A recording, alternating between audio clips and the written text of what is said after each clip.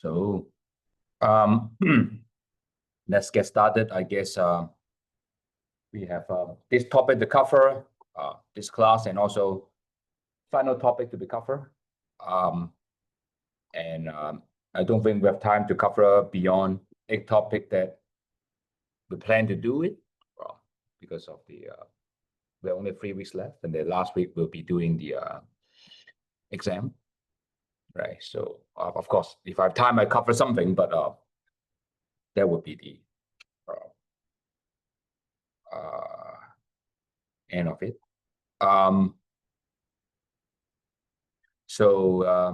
Let's get started.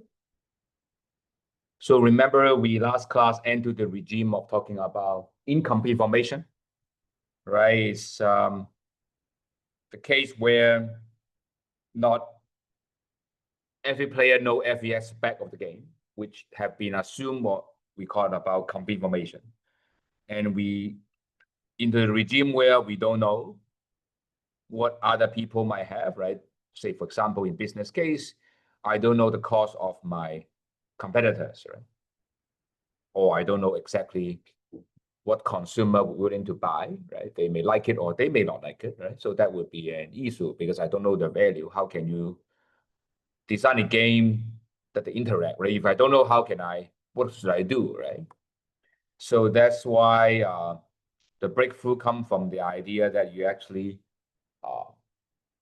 consider game of imperfect information, where you change from the idea you don't know, from the case that you don't know which state of the world may be likely, right? What might be, there may be, you don't know what the cause is, but you can say probability that how likely he's a high cost, how likely low cost, and that is the main idea. So it's instead of not knowing, you able to quantify what is the possible uncertainty. Same as what we do in the topic 4. When we talk about uncertainty, right? If you don't know in the future, how can we make decision, right? So it must be the case that you are able to assign some probability implicitly or explicitly, right?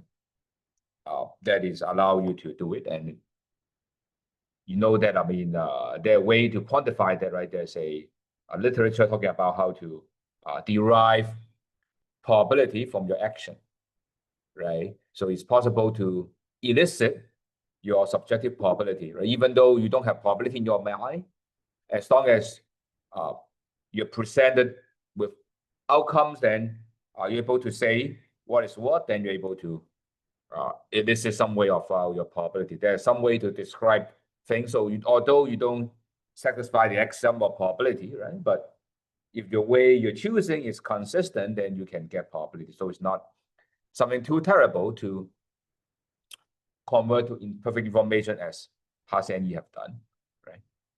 So the simplification comes from by assuming that each player have their own type, and type can represent probability information. It can reflect what action can be taken, or what kind of payoff they can have. And the probability will be what we call belief, right? So it's a Bayesian idea, Bayesian sense. And I think last time we talked about there's a common belief assumption. And only with this, then you can define things consistently, okay? I mean, of course, you can dispense this without the common belief, then, but the model will be vastly complicated. And I rarely see any application actually done in this aspect. Maybe 1 or 2 papers, but I mean, this is something commonly assumed. I seldom see anything wildly from this one. So common belief actually means that the nature would design the types, right? And once you draw your own type, you update your belief. That is the Bayesian. And in many applications, actually the type of U is independent of other, like the auction, right? The value of U is independent of others. And in that case, then that would be simple. But in case in the auction, like common value auction, right? If you're likely to draw a high value on the object, that imply the other competitor also high value, right? Just like the oil like drilling right? If you think it's high value, your opponent is likely to think it's high value because, right, it's the oil is same value for all of us, right? So if you think it's good, then it must be good also for the others. Okay. A lot of time in the stock market, that is important, right? Because if you think the stock is valuable to you, you receive a signal, then likely that the other side also receive the same signal. So that's why we need this rule. Okay. But in application, we just ignore it. Okay. So just the Bayesian game would be same as the static game with N, we have U, right? Also have S. So this three thing is the player set, strategy set, and the payoff function are the same. Okay. Of course, there's some complication on the strategy and the utility.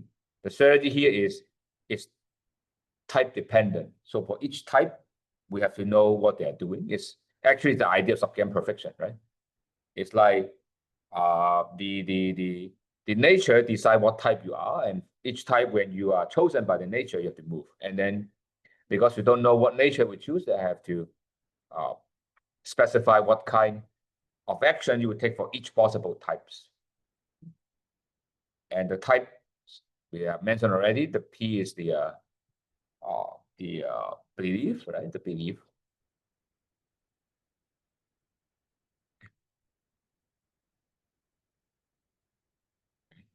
And here we have the Bayesian equilibrium, which is same as the other equilibrium, just saying that the choice is best response, right?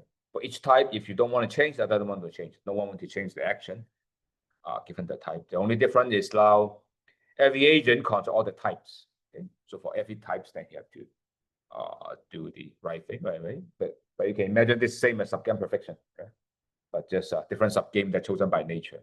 So for each type, you have to that's why we talk about this after we talk about the idea of Bayesian analysis after the subgame perfect equilibrium, because it's very natural progress, because everything is similar to subgame.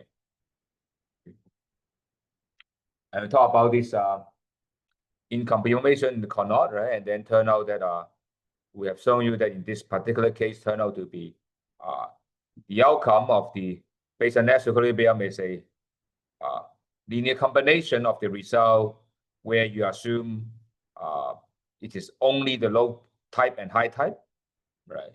And as we have warned you that this is only a special case because everything is linear. So that is same as in the midway of your responding, right? But in general, this is not true. Okay, so don't think that you can solve the model by assuming all the corner cases and do the average. That's not true. Okay? You have to solve things explicitly, okay? Because this is linear, having linear, so things become very nice. But in general, this is not somewhere here. Can be somewhere, maybe a dot can be somewhere here, can be somewhere here, can be somewhere here. There's no, doesn't have to be on the line. So just to make sure that you know. Okay. Now let's go back to the auction setup. Remember, we are not talking about this is because I guess this is the most commonly mentioned application in business world is auction, right? It's the idea that the seller want to sell the project or to buy something. You can imagine auction, this is selling, but also when we buy something, it's called procurement auction, right? So they ask people to bid for it. I mean, that's standard also for those who are from accounting. Actually, the firm would actually audit out their ask the accounting firm, the audit firm, to bid for their right to do the thing. So audit is something they would also use it as well, not just limited to selling the object, right? If you want to buy surface, you can also do auction, ask people to submit, okay? And so the reason why you want to use auction is because you don't know too much about what sellers or buyers willing to pay for it, right? Or seller want to sell their surface, how much they want to charge you for that, right? If you know, very clearly, then just post a price, right? It's very simple, right? Just the demand curve or supply curve, you just pick the right point to maximize your profit or minimize your procurement costs, right? But if you don't know, then how can you work it out. And actually turned out that, I mean, you can see this auction literature actually, in the 80s, they actually connected very well to monopoly, selling goods. Okay, that's not too much different from that aspect. But anyway, we will focus only on the case where it's a private value environment. Okay. And just to remind you, there are 4 different types of auctions. And in the introductory textbook, they will tell you that the English auction is same as the second price auction. At least there's a width equivalence. And the Dutch auction is more or less similar to the first price auction. So that's why we limit ourselves to these 2. And if you study carefully, then actually these days we know that the process matter and how the actual work will be matter. And this is why actually recent literature talk about the ascending auction and a descending auction will be meaningful, right? Of course, if your private value, then doesn't really too much matter because you don't learn too much from others, right? But if your value are interdependent, then this kind of interaction actually can help or can harm the process. If your value are possibly correlated, okay, and ascending auction, of course, improve your profit, right? Because you see people staying there, you can revise upward, then your value should be also high as well. So you improve the seller's profit. But you don't have this kind of feature when people are still bid, right? You put an envelope, then you don't know the other, so you don't have this kind of learning there. So there's some learning in this kind of auction, but because we're talking about today is a static game of income formation, so this doesn't belong to this, right? These 2 belong to the next chapter. Okay. So basically, everyone submit a bid. We don't know anyone other would bid, right? So today we'll show you, as we have seen last class, in the second price auction, that's very simple. For each bidder, it's weakly dominant to bid your own valuation. Okay. You just truthfully tell the others. Okay. Of course, this assumes that the auctioneer is able to commit. Okay. And it's only done once, right? Suppose you ask why don't we just apply to the for those who from accounting, why don't I apply to the firm buying procure the auditing service? It's because if this to be repeated, right, then the firm would know how much you want to do your job, right? And the next round, they would just charge the price accordingly, right? So that means that you would have worry about aftermarket effect or the subsequent interaction. Then what we said will not be entirely correct. Okay, and of course that paper talk about what happened if after auction that the market or within the action, then what happened. But in this model, we thought about this as static game, so just once and for all. And in that case, you no harm of telling the truth, okay? Because otherwise they may get your cost parameter and you will learn in the future. So that's why you can be still strategic if you are talking about future interaction. Okay? But in many cases, when you do silver auction, it's something like unique product, right? Like antique, right? Or some land sales or some in the financial market, right? The treasury notes, right? By the U.S. Federal Reserve, right? I'm sorry, by the treasury, I think, right? By treasury. And you know, once they sell the thing, the market changes. So even you tell the treasury or anyone, the truth doesn't really matter, right? Because the macro environment keeps changing. So that's why auctions still use that. And first price auction, you know that because you pay the price that you name it, so you would not tell the truth, otherwise you don't have any profit, right? Don't have any gain from winning. So you would, as you will see, you underbid. Okay, and how much you underbid depends on what you think the other and how the competition. So it becomes more complicated when you talk about first price auction. Okay, and that's why that's so. And it turned out that in many cases the revenue is same, in theory, but you require people very smart, right? So that's why in most of the cases you would do the second price silver auction because you don't want your bidder to think too much, right? Because they can miscalculate. So they have to deal with, because you can imagine, actually you see, right, in the first price auction or if you have more bidder, the price will be higher, right? If you're one bidder, the price can not be that high, right? So the more bidder you have, the price will push up further. Actually, you'll see in equilibrium later. But if you ask the bidder to calculate, right, and people will think the calculation of the cost of entering this auction, so you discourage them to enter. But you don't have this problem with second price auction, right? Then you don't have to do calculation. So you're able to attract more bidders in second price auction. Okay, so that would be the main idea. But as you said, there are some equivalence between these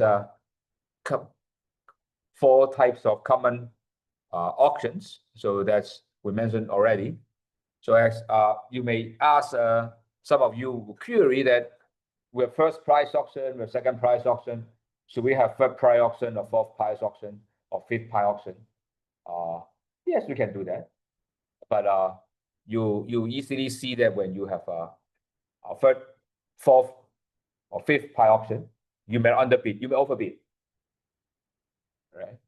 So it creates some kind of complication. But I don't think anyone actually put that into practice when have a single object to sell. No one actually do beyond second price auction. But if you have more than one unit to sell, then there will be some other idea of more than second price or third price. Suppose you have 2 objects to sell, then you can use third price auction, so on and so forth. But that would be more than one unit will be beyond the scope of our class. That would be something like the frontier of the research. Okay. So let's do auction as a game. We assume the auctioneer is able to commit the game, commit the auction type. So that's why he, in principle, is not the player in this game. So once he commit how he is able to auction out, then it's only the game between bidders. Okay, but still, we would also see how it's done, right? Because we can do backward induction, right? So once we commit and then the bidder bids, then you can go back. Once we solve how they bid, then we decide what's the best rule they can choose from, right? It's an optimal design problem. Over there is a design, okay? So as I mentioned, there's 3 types of auction in the literature. The private value is the simplest because your value doesn't depend on others. Common value, everyone say, the special case, and interdependence is the most complicated one. And the problem of auction is basically allocation problem.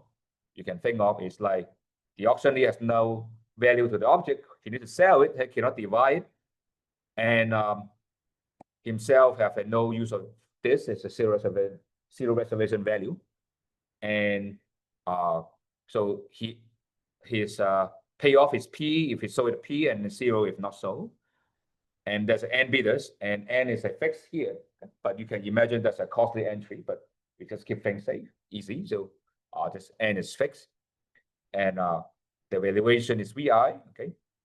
And you have a cosine preference, so it's a VI minus P, linear in the price.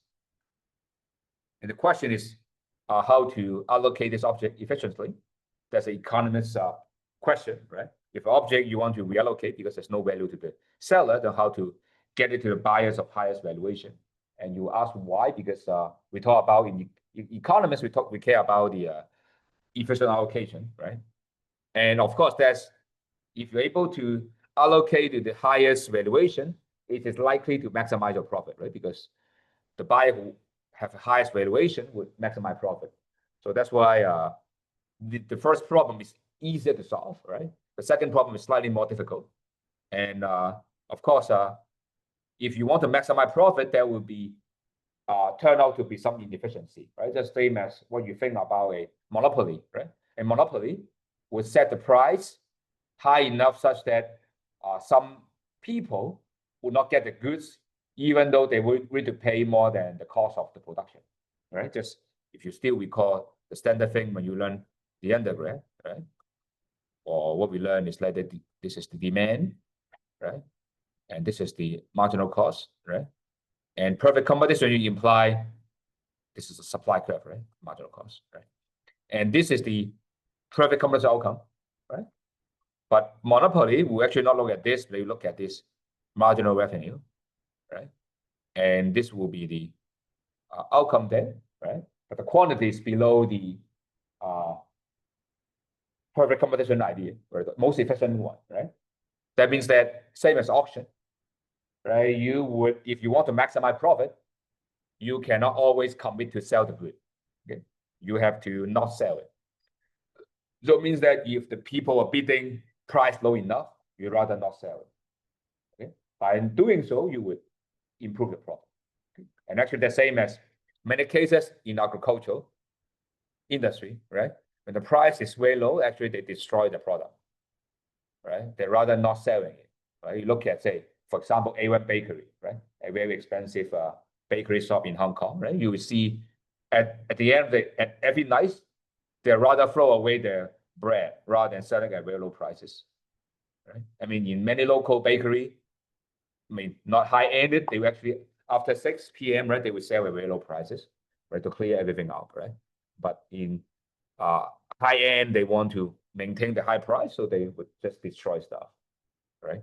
Or we know that in the US, right, what we call the evilness of the capitalism, right, in many cases is they throw the milk into the water, right, because to pop up the price. Same idea, to restrict the quantity. And we know very well, that's why in B school, look at our classmates. How many people in the same group as you? 1 or 2 or 3, right? At most 4, right? But how many people in econ department, right? More than 10, right? I mean, in the US, it's even more than 20 or 30. Why, right? Because economists, I don't know whether they're smart or not, but they believe in efficiency, right? Of course, there's some other reason. I don't want to talk about that, but there's some other reason they want to hire that much. But at least the business school professor, they know how to maximize the profit, right? So they restrict the supply. So, right. So they don't have too many PhD students, right? To make sure that everyone will get a job. Right? Otherwise, you produce more than you do, then not everyone can maintain their salary, right? Because our first thing is to allocate, right? So if you know how much they're going to pay, right? Then it's simple. We just charge the highest price, right? So that is the simplest you can imagine, right? So if I know the value, let's just pick up the highest one that is efficient, right? There's no harm, everything is done all right, and that's what happened, right? It's perfect price discrimination, and that's what the online platform is doing, right? They have algorithm using big data, know how much you to pay, right? They charge you as much as they want, right? That is actually what happened, right? And people complain, but that's why, right? That's what we call the 大数据杀手, right? It's just like, they know what to pay, and then they charge you as much as they want, right? And same as people told, right? If you want to buy a ticket online or hotel, right, then you have to create a new account, right? Rather than use the same old account, otherwise they keep charging the same price, right? But the same idea here. But in many cases you don't know, right?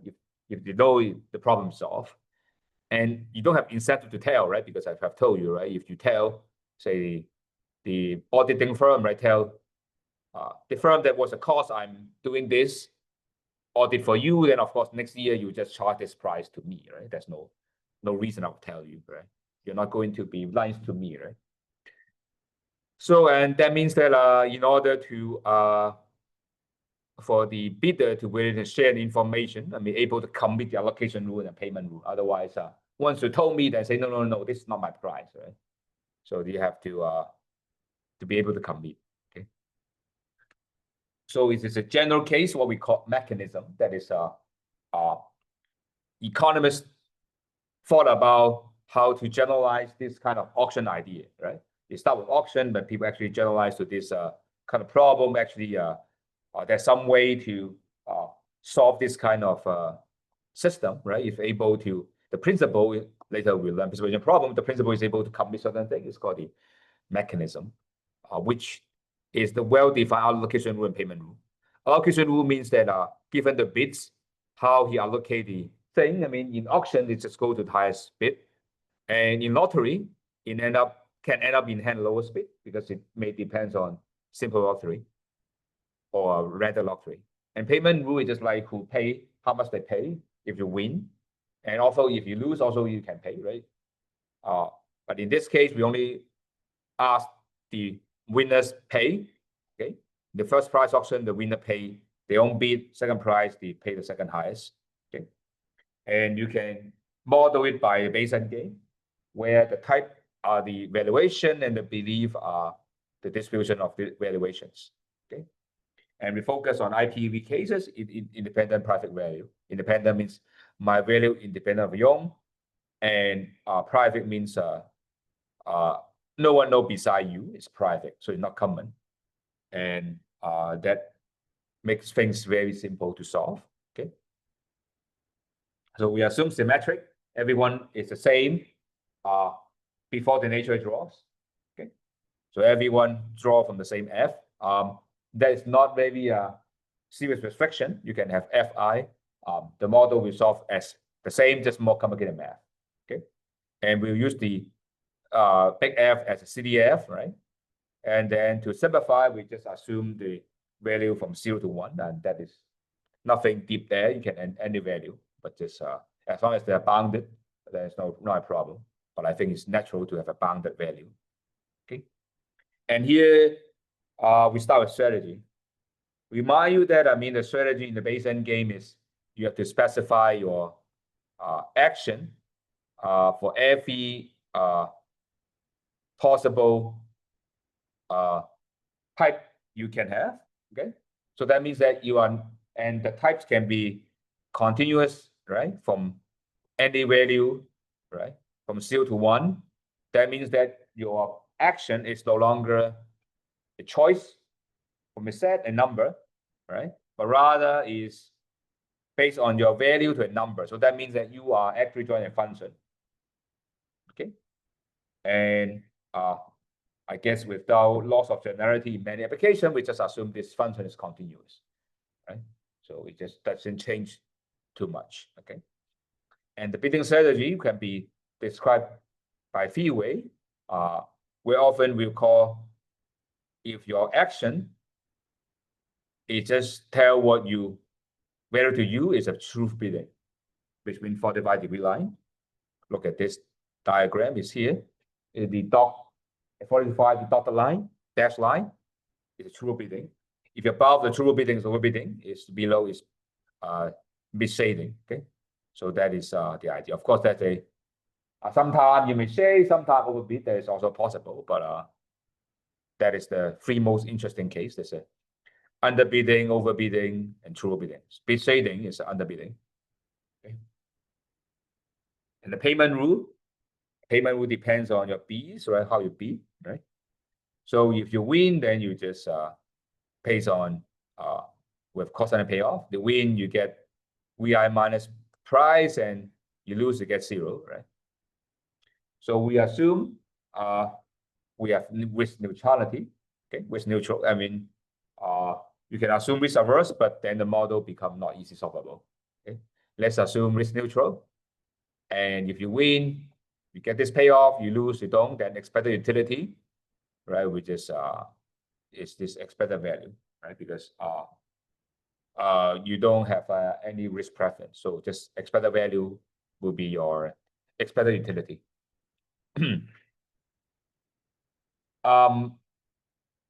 So in this case, let's look at second prize auction. So under the rule, if you're the highest bidder, you win the auction. So that means that your bid is higher than all the others. And the payment rule said you pay the second highest bid. So the payment is the bid besides you. Okay, and you lose, you don't have to pay anything. Okay, this is not needed case. You can allow people to still have to pay. Okay, actually lose. Actually, there's a lot of case you still pay when you lose. Actually, in many procurement auction, in many Shenzhen municipality, you are get into some competition. Then if you lose, the government still keep your design, okay, so that is you still lose something actually, right? You can the design belong to the government, so you can't really keep it even though you design. So there are some other cases as well, okay, but we assume zero in this general cases. So the payoff will be like this, right? If you are the highest bidder, you win. Taking your value minus your bid. If you lose, you get nothing. Okay. And here is a assumption here. We omit the thing is equal.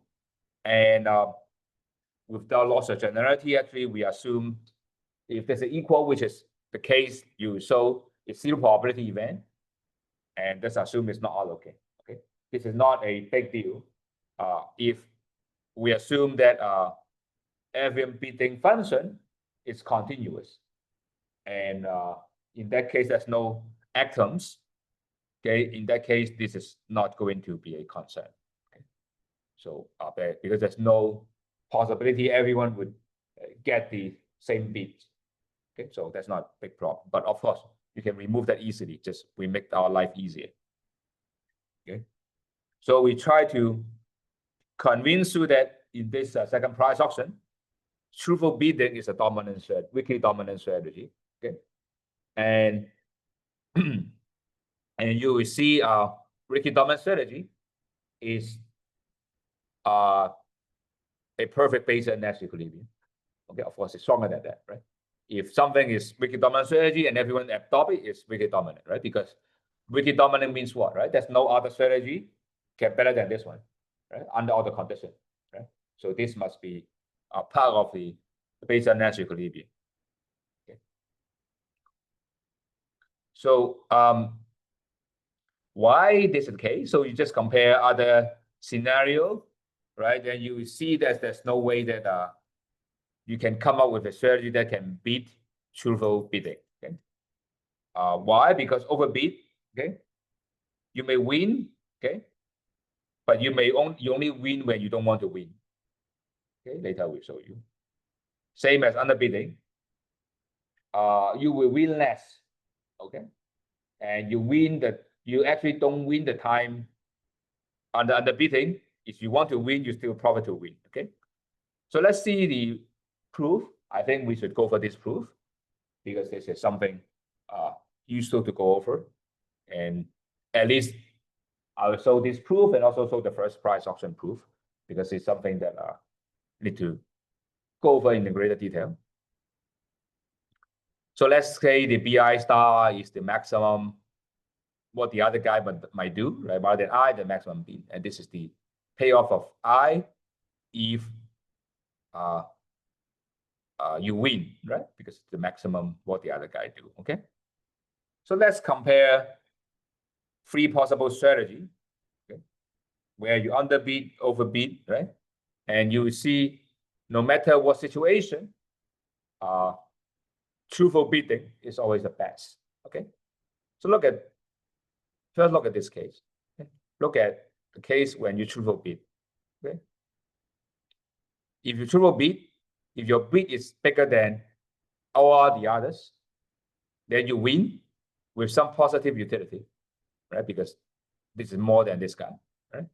And if you bid like the highest others, okay, and remember why zero? Because the object is not allocated, there's a zero. So that's how I simplify the math, just make it zero. And if you're less than, then you don't win the object, you get zero, right? So that's it. Okay. So that's why you're positive, negative, 0, 0. Now consider the case you would do the overbid. Right? You bid, yeah, you overbid, right? You bid more than what you think, okay? Right? You will still win in this case, right? Because this value, right? You are still winning, right? And the price is lower than what you think, it's still positive, right? And if your valuation is same as all other bid, means that you pay this price and you bid zero, right? This is zero, okay? Because your valuation is same highest. Okay, sorry, this is doesn't depend on the tie breaking rule. This is because of your valuation is same as the highest bid which you pay, right? So this is 0. And if your valuation is less than the highest bid, right? Then if you win, right, then you actually have negative payoff, right? If you don't win, then you don't, right? So that is 0 here, okay? And here, if you underbid, right, you underbid, right? So maybe draw a graph is easier to see, right? This is your valuation.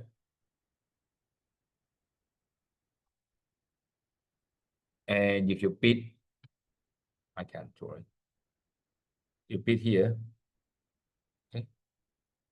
Okay, what happened if the high other bid, okay? You hide the other bid, right? So if higher bid is here, okay? You win, right? With some part of the payoff, right? If higher bid is here, you're not higher, then you get 0. You don't win, right? So that's why 0 here. If you're here, then you win, right? And the profit is like this, right? It's positive, right? Because your value here, the highest bid is here, right? And if your valuation same as your bid, right? So these two are the same. You don't have this case anymore, right? So only this case. Okay. And if this case, actually you don't win at all, right? So it's 0. Okay. And to compare 3 different rows, okay? And if you here look at this case, okay, bidding as what you want, then actually have the same payoff, right? And if you get the object, right? But if you don't, then you are actually getting 0. So this is no worse than other 2 cases, right? And in this case, if your valuation same as the highest bid others, then actually you get 0, right? So that means that there's no worse than others. And the last case is everyone, other people, the bid is higher than your valuation. Actually, you don't want to win anyway, right? Then actually you just get 0 here, right? Just no worse than the other 2 cases. So that means that bidding or own value is wiki dominant. Okay, everyone would think no matter what other people would have done, I just bid this, right? There's, regardless of what other people information would have, right? So that means that this will be a Bayesian-Nash equilibrium, right? So that's why we would focus on this very natural equilibrium, okay? Of course, you may ask, can there be other Bayesian-Nash equilibrium? There can be under different scenario, but this is the case that we will focus on because it's the most natural one, right? Because everyone beat their own value. So actually, you can imagine the same as the second price auction. So it's same as English auction, right? If the price keep goes up, right? You keep your hand on until it's beyond your price, beyond your valuation, right? You still want to get it, right? If the price is below your valuation, of course you still keep on bidding. But after it's higher, you just drop out from the race, right? So that is why this is the outcome. Okay, so we actually prove this important result, why this is a wiki dominant, and that explains why true bidding is a Bayesian-Nash equilibrium. Of course, this is not very interesting, right? Because this is actually not fun enough because it just shows you wiki dominant, right? We didn't actually do the calculation of the expected value, nothing, right? It's just very simple idea, right? We don't actually do the expectation. So we actually don't even use the risk neutral, right? Actually, there's nothing about the risk neutrality here, okay? But when we talk about first price auction of the break, we will need the idea of this kind of risk neutrality, a lot of stuff, okay? We will show you that you underbid, okay? and we will do this after the break. Okay, and there will be some we'll derive some formula over there. Okay, so let's break for 15 minutes. After the break, we will talk about the this first price auction. Okay. In the rare case, which I think you don't bother anymore, if you let me know your curious concern, in case you want to say anything. So let's talk for 15 minutes. We will resume at 10:31.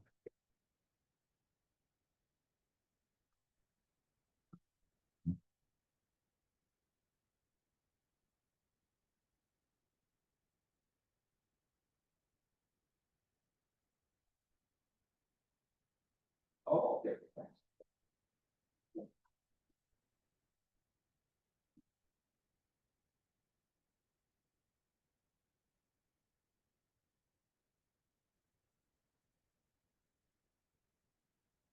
Never.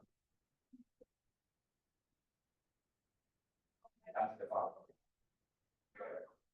Yeah.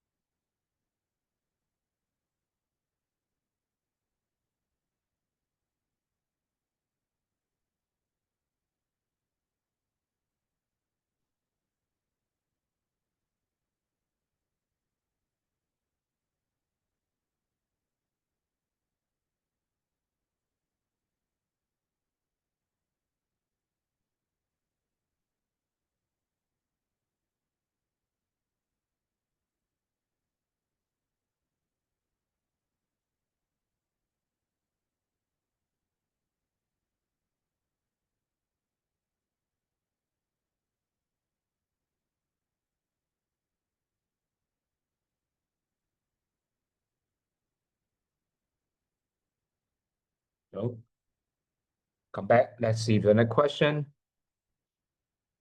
Yes, the exam will be in class. I think I announced many times already. You'll be in class.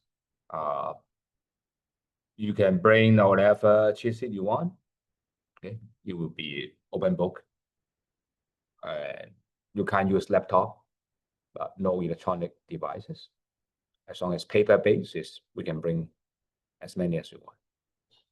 Okay. Remember your calculator, you may need it, but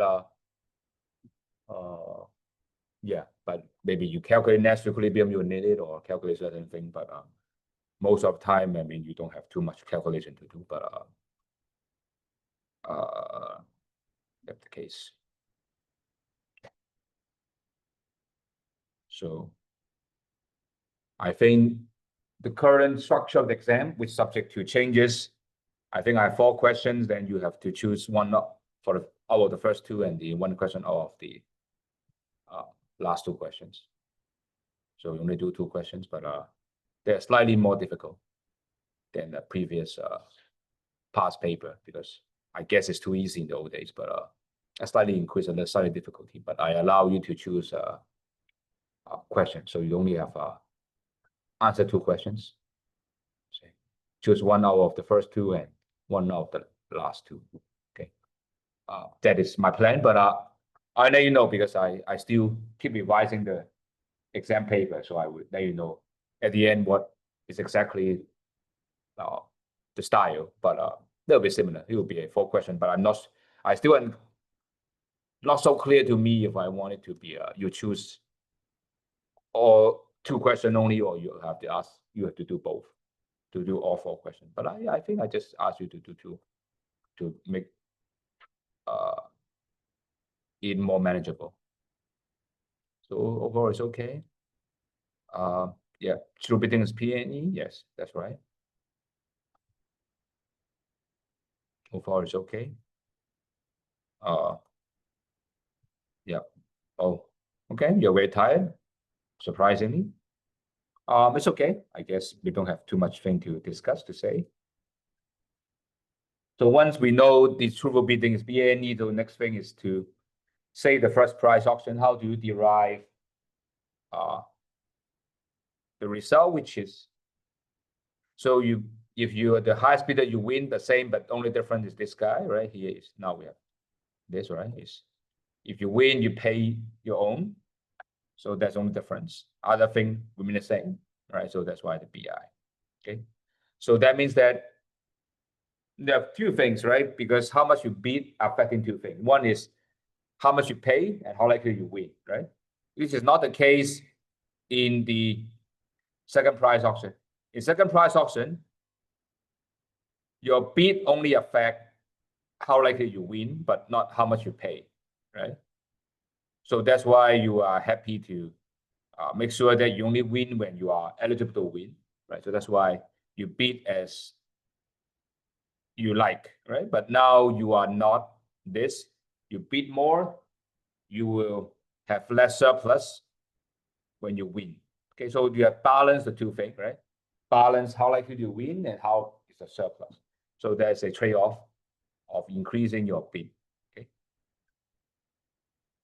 So again, it's no bidding, and it's obvious that you won't bid more than your valuation, right? Because you will be negative payoff. So you only consider case where you bid less than or equal to your valuation. Okay. And you must be setting your bid because you cannot overbid, right? Underbid will give you 0. So actually, underbidding is a wicked dominant, right? Because overbidding is either negative or 0, right? And truthful bidding is always 0. Right? Only underbidding you have some positive payoff, right? So actually, underbidding is wicked dominant. Okay, but which one? Not clear, right? I mean, wicked dominant compared to some of those, right? But as a group, right? But it's actually not wicked dominant in that sense, right? Because you have to specify which number. At least we know the truthful bidding, overbidding, wicked dominated, right? But We don't know which one is weakly dominant. So we make the assumption. I mean, actually, we can release that without big problem. It's assume the value is uniform between 0 and 1, okay? And we can relax that. But it turns out that if you do this, our formula is very clean. The bidding rule is just n minus 1 over n times b. And as we have hinted, when n go to infinity, it would beat the triple bidding, right? And how much you underbid depends on the competition, right? The more n you have, the less likely you underbid, right? Because you want to maximize your winning. Okay. And in this particular case, you notice that how much you bid is direct proportional to your valuation. So that's what we call the constant shading. Okay. The number, the constant proportion, of course, this alpha depends on n, as you see in this result. Of course, what we do is going to prove you how to show this one. Okay. And to solve this, we require a technique, what we call, probably many of you will know, is the method of differential equation. Okay. So the proof is like very simple, but the idea is like you bid in this way. It's a linear line, because we have a uniform distribution f. Okay. If not uniform, then you will not have this. You have something a little bit slightly different. But anyway, let's do the proof. Although now I won't do the general case, but I want to do the special case. Okay. Of only 2 bidder. Okay, and bidder the same. Okay. The expected payoff will be only 2 bidder. You win if you are bid higher than other people bid. Okay. And if the other bidder also adopt this constant shading, right, they will use also alpha, right? The Bj will be alpha of Vj, right? So that is assuming everyone doing the constant shading, right? So what we are doing now is looking at the equilibrium. Everyone adopt the same strategy, that is called symmetric equilibrium, and they symmetrically do the constant shading. Okay, we are going to solve this out. Okay, of course, okay. Once we did that, right, we can make the Vj the subject, right? Because Vj is a random variable, right? So you would want to see how likely the Vj is lower than your bid, right? Because uniform, that is actually the part that's simplified, because uniform from 0, 1, it just the value just itself, right? That's uniform, right? And this is contracted formula. You're choosing the B to maximize this guy. And because of only, you easily show that this B will be equal to half of the values. Right, so that is a proof, right? And if you want more than 1, the same, right? Because private value. So if for you to be higher than all others, you are higher than everyone else, that actually raised to power n minus 1. Right, the same thing, because because value are independent, right, and not private. So we just, the joint is the product of the marginals, right? Just the product of the marginals, and just do it. Okay. So you solve this, you give you n minus 1 over n. So that is how you do the proof.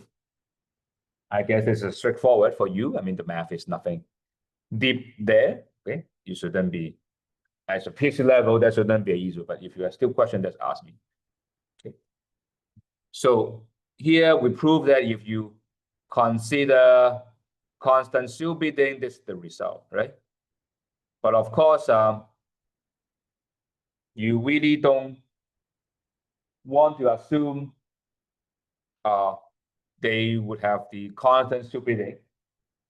In that case, you assume there is the function they employ is a continuous, okay, and monotone, okay. So that's why you see many models, they will assume symmetric monotone strategy, okay? And everyone is bidding as an increasing function. Okay, and why we need a slowly increasing function? Because we need to have an inverse function. Okay, because of if beta, right, is slowly increasing, you have an inverse function, right, to exist an inverse function, and that's how when we solve this problem, right, we replace the other bit by the bitting function, and because of this is slowly increasing, we can do the inverse on the both sides. Okay, and that means that we will simplify this guy. Okay, and once you do this, there's a you can see the math. I'm not going to go over that, but it's not the main part of the proof. But you will see when you differentiate, then you have to use the inverse function theorem, and then you will use a differential equation to solve the same thing. Okay, I'm not going to go over every single step. Okay, because it's unless you really need to solve it, actually you don't really do it anymore. But that actually, as I said, involve some differential equation and implicit function and inverse function theorem, and that turn out that you don't have to assume this alpha constant shading. This is optimal if you do the main proof. Okay? As we said, our class is not for proof, so unless you really need to solve it, I don't think you need.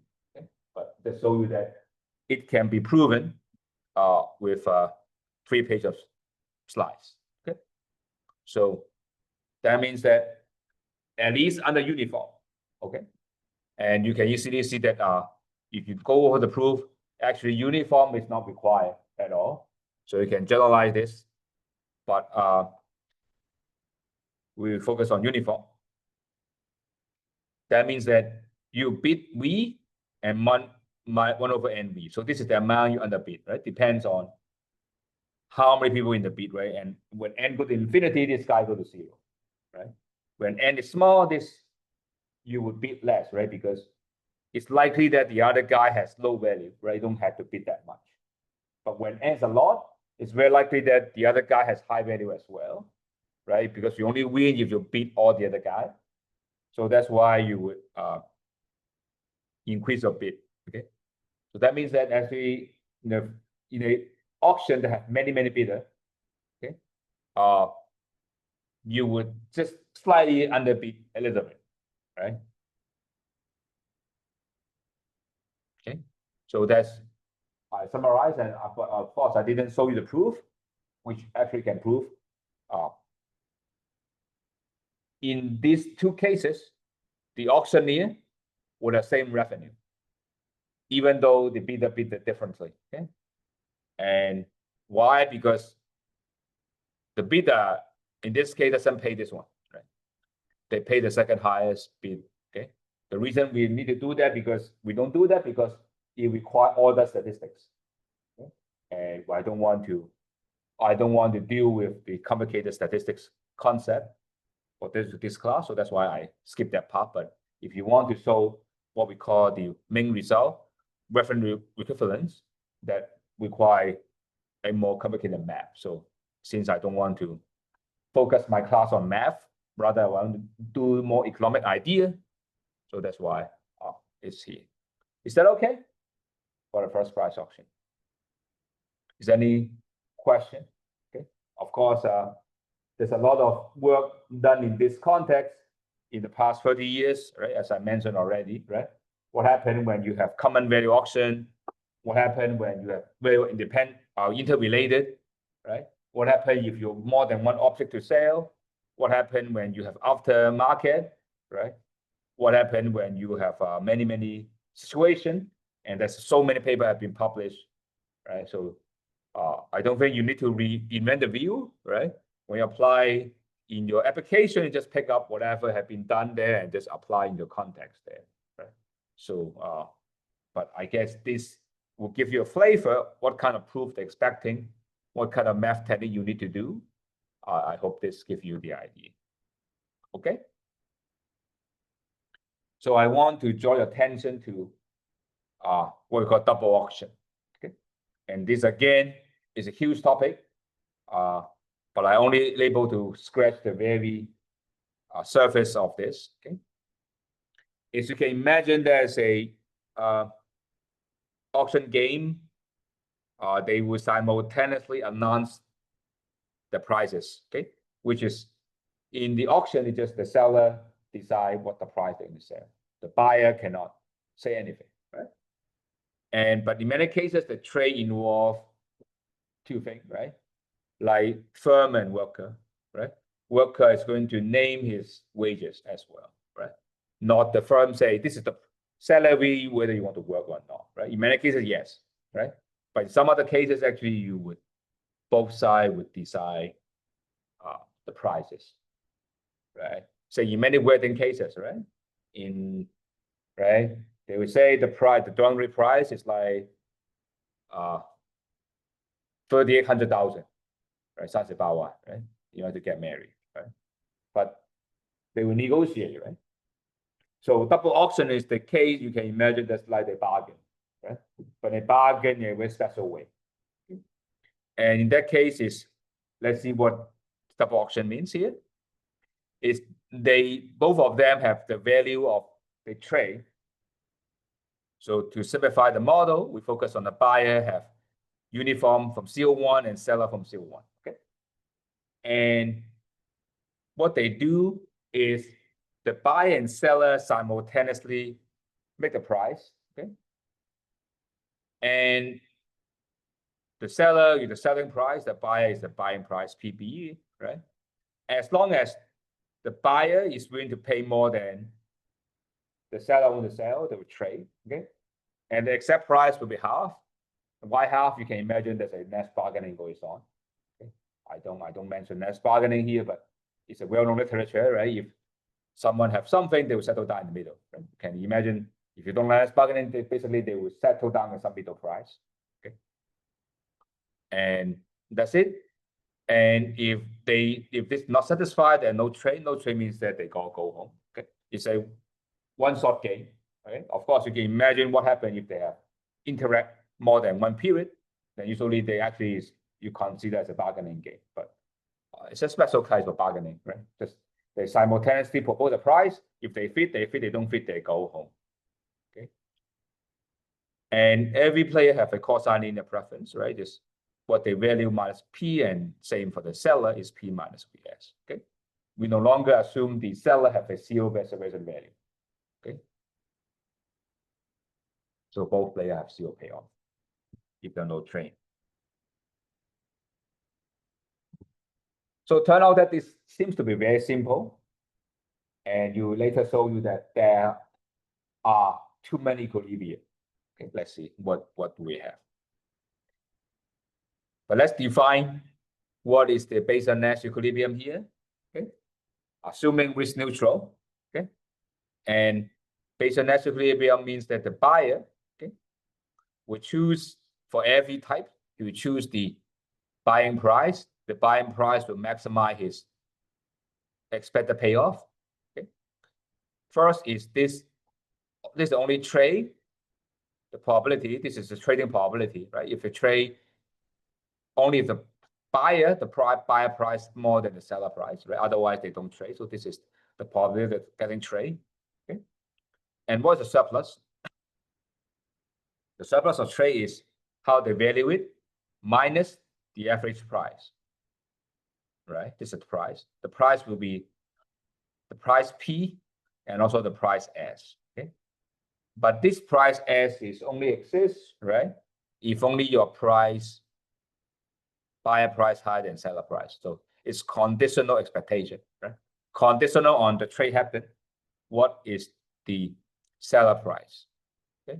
So this is the complicated one, right? So this part is probability of getting trade. Okay.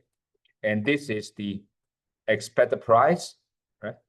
And depend on how much he's bidding, and also on your price is higher than the other guy, right? So this is a little bit more complicated. Same for the seller, right? It's probability of trading and probability of surplus. Not the price not depend on how you name it, but how other people the buyer willing to pay for that. It's half of that. Okay. You can imagine this is very simple rule. Everything is very simple. Turn out that this is very complicated to solve. Okay, which It's super common to solve. Okay. And there's so many. I don't think we actually know all the equilibrium, even at this moment. Maybe AI can figure that out, but at this moment, I don't think, at least I'm not aware of any paper that actually fully solve all the equilibrium. So, and turn out literature, I think they focus on this type of equilibrium. Okay. One is single price equilibrium, which means that no matter what kind of value, this is single price. And another type is linear equilibrium. It's very similar to what we see in the auction. Okay. Everyone, it's just a constant shape bidding. Okay. So the first one is pretty stupid equilibrium, or we say is most uninteresting equilibrium, is they would fix on a single price, regardless of what the valuation. Okay. So what they do is the following. The buyer would always offer a single price X as long as his valuation is more than X. Otherwise, will be 0. Okay. And the seller was saying, the seller would sell the object if the valuation is less than the set X. Otherwise, they will set the super high price one, which means he don't want to sell, which means he don't want to buy. Okay. Okay. Of course, this is not a good equilibrium. Why? Because this is more or less your price is not continuous in terms of valuation, right? So if you are value more as a buyer, you don't actually change your price, right? You always set the price X whenever the value is more than X, right? So that means that it's pretty stupid, right? Suppose your value can be 0 to 1, right? X is 0.5, right? It means that as long as your value is more than 0.5, you always say 0.5. You never go up, right? If less than 0.5, you will say 0, right? And the seller will say, right? If your valuation is more than 0.5, you will set 1. Otherwise, you set 0.5, right? So it's pretty much discontinuous in terms of valuation. But anyway, this actually works, right? And later we'll show you that it will occur whenever the valuation is more than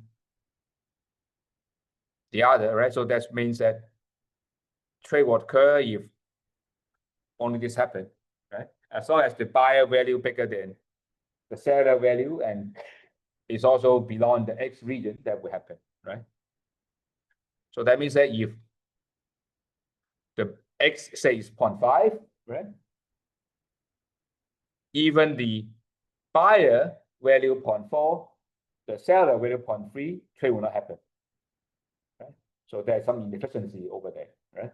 If X is too high, then even though it's efficient, then it's not going to work, right? Say X is 0.9, say suppose, right? Then the very inefficient outcome. But anyway, this that can be happen, right? So actually, there's a negative result, right? Because you say you will see the outcome is any price can be supported by this kind of crazy action, right? Because so that's why we are not super interested in this one, right? Because but of course that happened in some cases, right? Because you stick to this price, right? And that many times maybe labor union or wages, you fix this price, right? And then regardless of what this is the price has been history, so that can happen. Okay, so it's more fun to focus on a case like this, what we call linear equilibrium, and you will think as a first glance it's very restrictive. Okay, but turn out that actually, although it's restrictive, actually it tells you something, and that tells something is very important. I mean, of course, you don't want to take this literally, right? But at least the qualitative result will be very useful. Okay. So let's assume that the buyer adopts this kind of linear strategy. Okay, it's a constant term plus some constant times valuation. Okay, same as seller. Okay, and I want to remind you that when you have this kind of asymmetric information or incomplete information, this very often we focus on linear equilibrium because there's too many equilibria you can solve, like what we said, okay? Because anything can be equilibrium, so it's not very interesting. So we are usually focused on this one because it gives you more mileage. So, so the idea that first we prove the first thing is if the seller use linear strategy, the buyer is also optimal to be linear, right? So first thing to prove is this is a linear thing, it's optimal, right? So that's first proof. If seller is linear, buyer also linear. Okay? And same you prove if buyer is linear, seller is linear. Okay. And then once you do that, you solve the equilibrium. Okay. So that is have to be very careful because although we restrict to linear equilibrium, we don't assume linearity is optimal. You have to show the optimality, right? All the time is, although we say linear is good, we're so linear is right. Same as here. Okay. Actually do the same. Okay. When we show the auction like this, right? We don't assume the buyer I is doing linear, constant still bidding. If the other is using the constant still bidding, we also do the same thing. Okay, it's optimal. Okay, so that is the right. You turn out to be right. You prove this, you differentiate, turn out that actually you're doing half of that, right? So then that is how we prove it, right? You don't assume that everyone doing constant still bidding, right? We are saying that if other doing linear, I also do linear. Okay, same as if all the seller do linear, buyer do linear. If buyer do linear, seller do linear. Okay, you allow yourself to do all other things. Okay, but linear is optimal. Okay, so linear is not that restrictive, right? Because we're just saying that there's some equilibrium that is good. Okay, we focus on this type of equilibrium. Okay, but of course, I didn't say anything about if other people doing contrasting or more higher linear polynomial, what happens? That can be under equilibrium there, but we can't really solve them out, so we focus on the case of everyone doing the linear case. Okay, so let's go over the proof because I think that is easy enough. We can figure that out without too much boiling our mind. Okay, we can go for that. So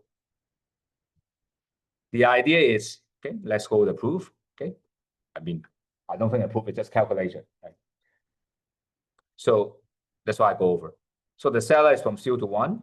Okay, that means that if the seller using linear strategy, okay, the price is also uniform, right? Because that is the property of uniform, right? Because the other guy's linear, so means that the price also linear. Okay, and also a uniform. Okay, so that is the first line of proof.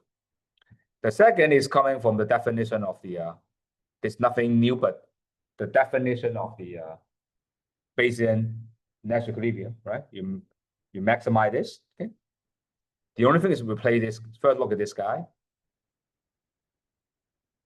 right?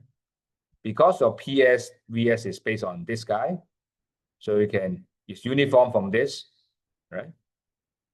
So that is the uniform idea, right? It's a uniform F1 survival function, right? Is that okay?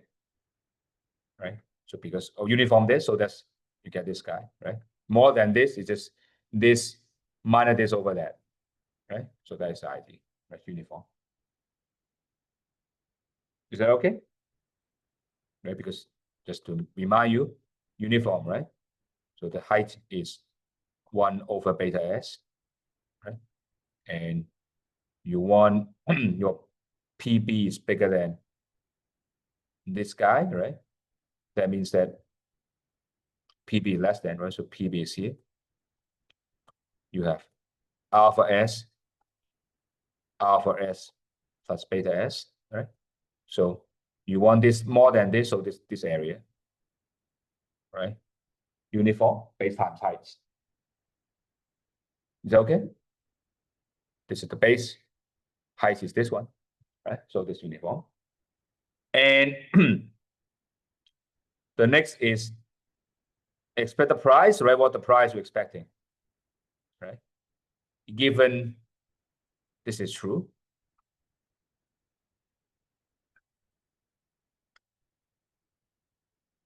right? So how do we do that? How do we do that? What's expected as given this happen? So you have to involve the conditional probability, right? With uniform, right? So basically, is this happening,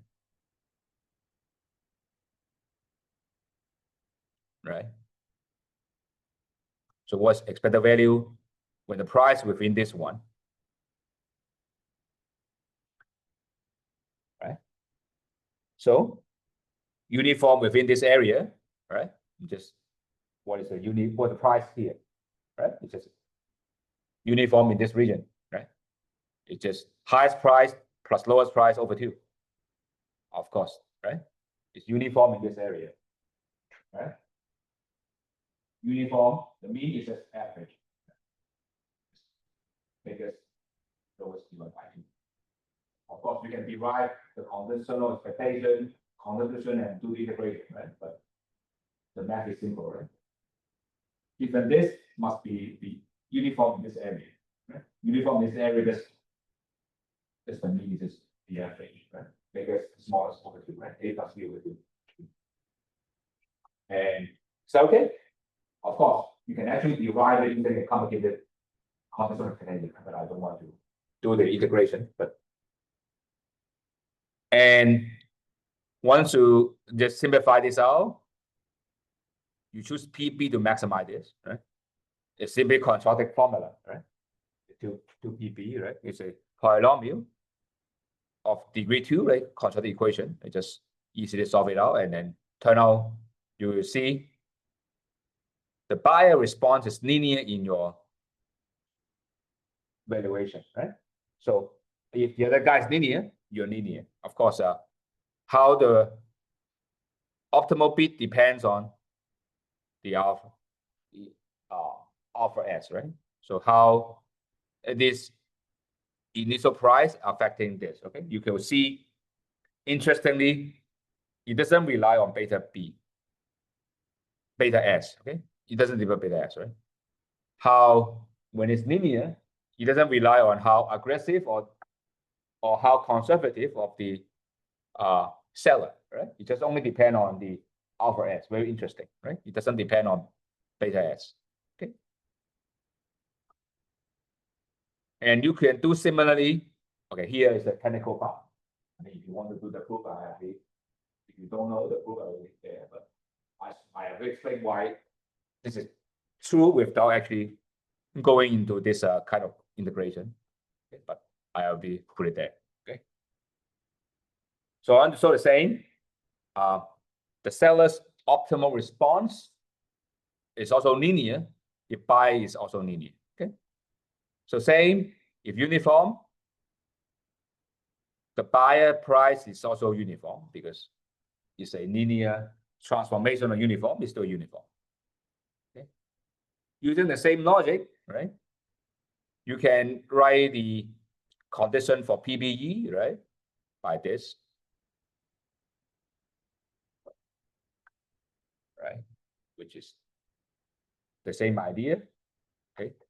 In case your query, this PB, right? Is actually from alpha B to alpha B plus beta B, right? Okay. If you want to win, right? And your selling price must be below the buying price, right? So it's PS is here. Okay.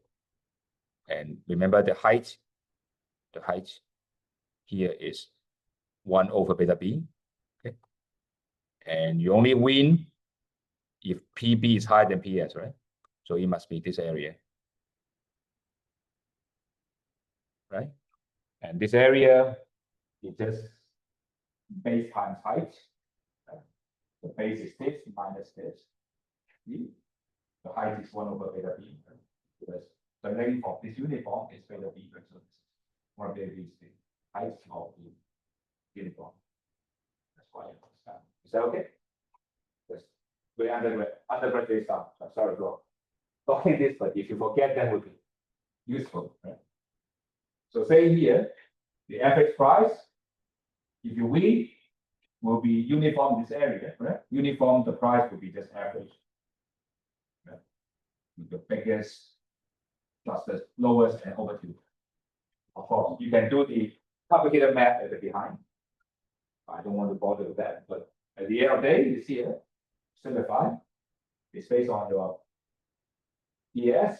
Again, it's a quadratic equation with negative coefficient. So we have the U equal to U shape. You can find the maximum by doing the differentiation, solve it out. Okay? And interestingly, the selling price, optimal price, define alpha B and beta B, okay, which is different from the buyer. Right? It depends on both alpha and beta, which I think is not symmetric. I mean, you would wonder why the case. Anyway, this is the result. Okay. Now, once we have this, these are the what is this? This is the best response, right? So you just solve for the mutual best response. It's just basically, as we said, you solve this system of equation. Okay, and how you do that is using the method of undetermined coefficient, right? You said you see the alpha B will be 2/3, right?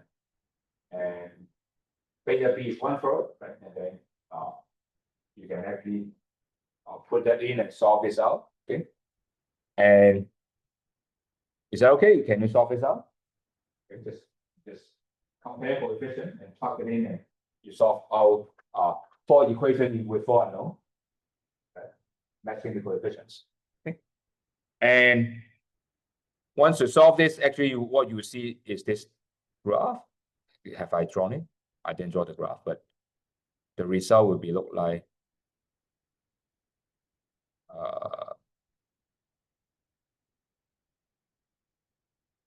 0, 1, right? This, say this B.B., right? And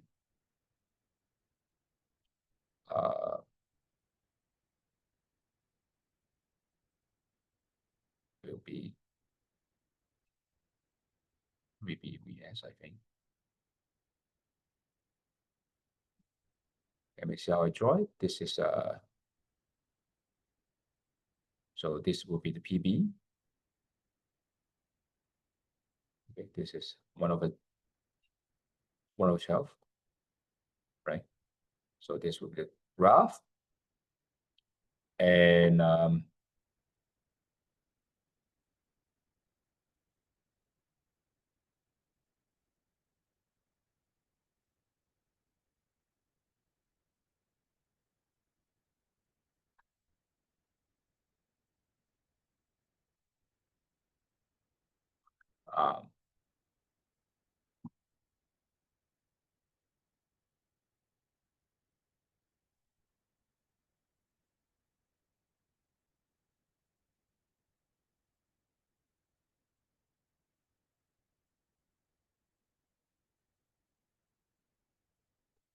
I figure out how to draw this nicely.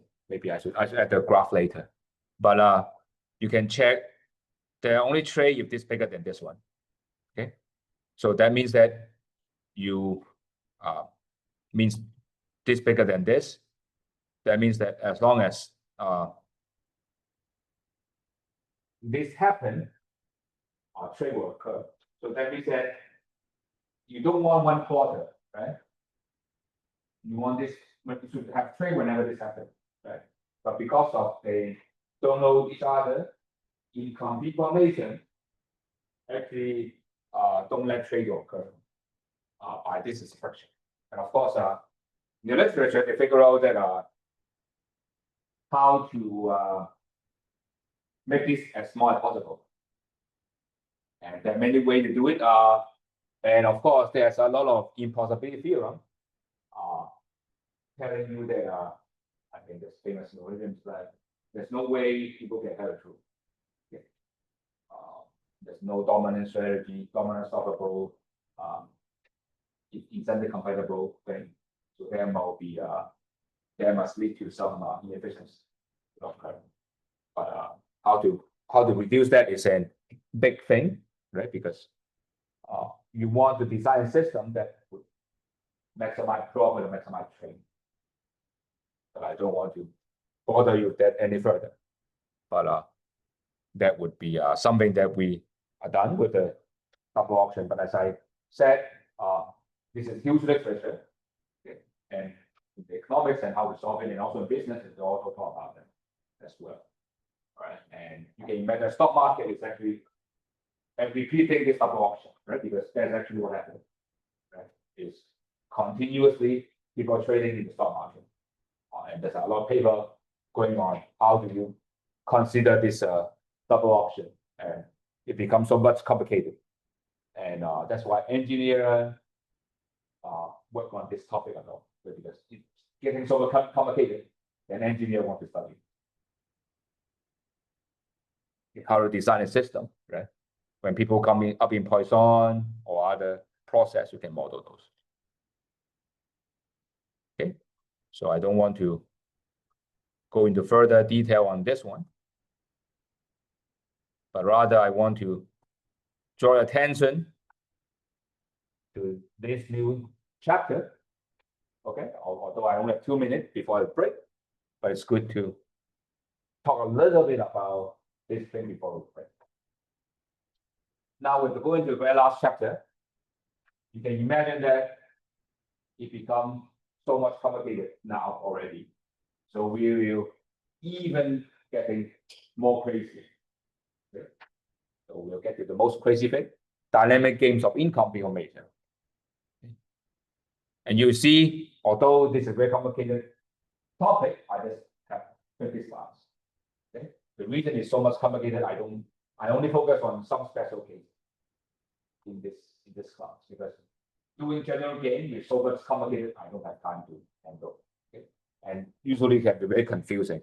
So that's why I would only focus on where special cases to illustrate the idea. Okay? Even the textbook is saying so. I'm not the one who just simplifying.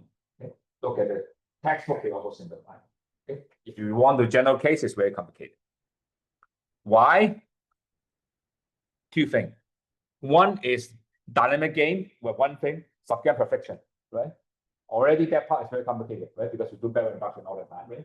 If you only one equilibrium, then it's always, but if you have more than one equilibrium, then things can be complicated already, right? You know, right? Even the finite with the game, not with the game. Okay? And second, when you're in confirmation, okay, things can be very complicated, right? We know there's a belief and there's a types. Okay. But why dynamic gaming can be complicated? Because of what you're doing can reveal the information you have. Right? Right? Because maybe you are having low cost in firm competition, you're likely to do more advertising, say. Right? Or your low cost, you are likely to build more factory. Right? So your action actually would reveal your information, right? And this actually would affect how game being played. And the problem of this, why economists take a long time to understand, because of you have to consider that actually information can be transmitted through your action, right? So the belief is not static. The belief can change, and how it changes, how the rule changes is very complicated, right? Because what you think based on what has been done is very complicated, right? And what is rational is not clear, right? Suppose simple cases, you send a boy send a flower to a girl. What does that mean? Does it mean the boy like the girl or not? I don't know. Or is it the boy trying to signal that he's rich? I don't know. But it's unclear. Right? And if the boy send many flowers, what does that mean? Right? Maybe sending 99 roses has some meaning. Right? What about 100? If you send 101, what does that mean? Right? So it's not entirely clear, and how to interpret the signal is a problem. Okay, so that's why we will focus on after the break, and then in also the next classes, we only focus on the signal game, where the guy has information would send a signal in the first stage. They don't do anything. For the second stage, the receiver, who has no superior information, will try to interpret the signal sent by the first guy to decide what to do. So this is very simple, right? But this simple game actually is so complicated to analyze already. So we see it's very complicated because the education, right? So here the application, the model is like the employer doesn't know how good you are, right? You have ability, high or low, right? And why go to school, right? And of course, you may getting more productive in the school, right? But also, school is what we call the screening device, right? Or signaling device, right? Because doing microeconomic theory is very painful, right? May not be very useful. And you take it, it's because so that you are more able than the others, right? It try to make other people feel touching, right? Right? Other people don't want to do it, and you want to do it. So in that, how strong you are, right? And that's the case, right? And then that's many cases, right? And the boy want to show his determination to the girl, right? He's spending whole night outside his house, keep singing, right? And that's something a lot of story, right? And that is trying to show he's better than the others, right? More determined than others, right? Because a girl maybe have many lovers, right? And this particular boy, right? I try to show how he cares more than others, right? Maybe he's very rich, then maybe send a lot of gifts. And maybe he's very romantic, he can write a lot of poems. Right? So, but the trying to show, right? He write a lot of poems is very time consuming, right? If writing a poem is like ChatGPT, then the poem that loses its power, right? If the sending this kind of signal is costless, right? Then it's basically useless. Right? So have to be something costly, right? And then you can differentiate what is good, what's bad, right? So that's why education now become very costly, right? And now probably to enter PhD, you have to, in many cases in US at least, you have to do the pre-doc, right? And why? Because you are willing to suffer, right? And you're willing to show you are want to do research, right? It's not mean that you do earlier is better, but trying to differentiate the other, or you want to show you have high ability, right, to tolerate such a bad condition. Right? And same as people, why you need to do postdoc as well, right? To show you actually you can generate, right? Then you're determined to do it, right? Because we don't know whether you're determined to do research. Okay, but I think I overrun a little bit, but let's resume at 11:45, 15 minutes break. And after that, we will start to tell you how we actually define perfect phase equilibrium in this context, because the important thing you will see is we need to make sure that your belief is dynamic. Okay? And how we update have to follow certain kind of Bayesian rule. That's why the Bayesian. It's basically a subjective equilibrium plus a rational way or Bayesian way to update it. And we'll go to the signaling game to illustrate this definition because this definition is super complicated. Okay? There's no way to understand without working example to show you the signaling game, which is literature. They actually understand this definition by this simple game. Same as video game. We understand the video game by repeated percent dynamic. Okay, so we understand this game, and we go to main applications. Okay, so that's a break of 15 minutes. We will resume at 3:36 because I have overrun 1 minute. So see you in 15 minutes time. Have a break.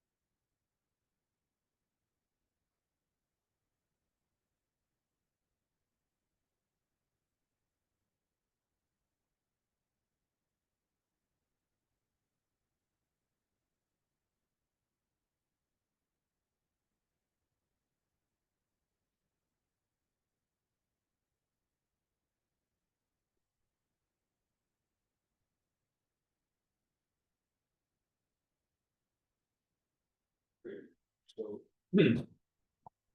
let's go back for the definition of the game, and then so as you said, dynamic of income information is the basic game, but put it extensive form. So your action can reflect what information you have, right? You can tell because people can infer from that. And information can be informative or can be misleading, right? So you may try to mislead others as well, right? So here the difficult part, besides the information learning, is you can learn, right? So based on what you're doing, so there's a stuff.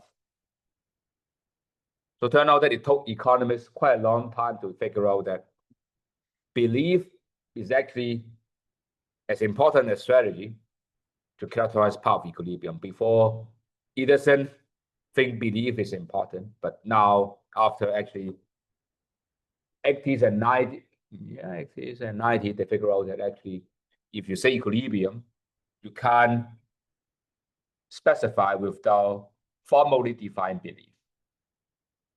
So the solution are different from the previous three types of game. You have to specify belief. Okay, this is for equilibrium, you have to have a system of belief together as a part of the solution.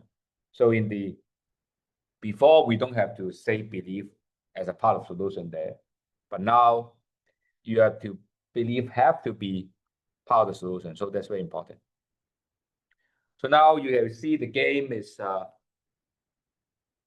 not too crazy because you have seen number of player, history, action, okay, player function, okay, and payoff. So the and information partition is also there, just like depend on what history you can add. So the new thing only is the P, right, which is no, P is also there. Okay, P is also there. Okay, and this P is new is because nature decides which type you are.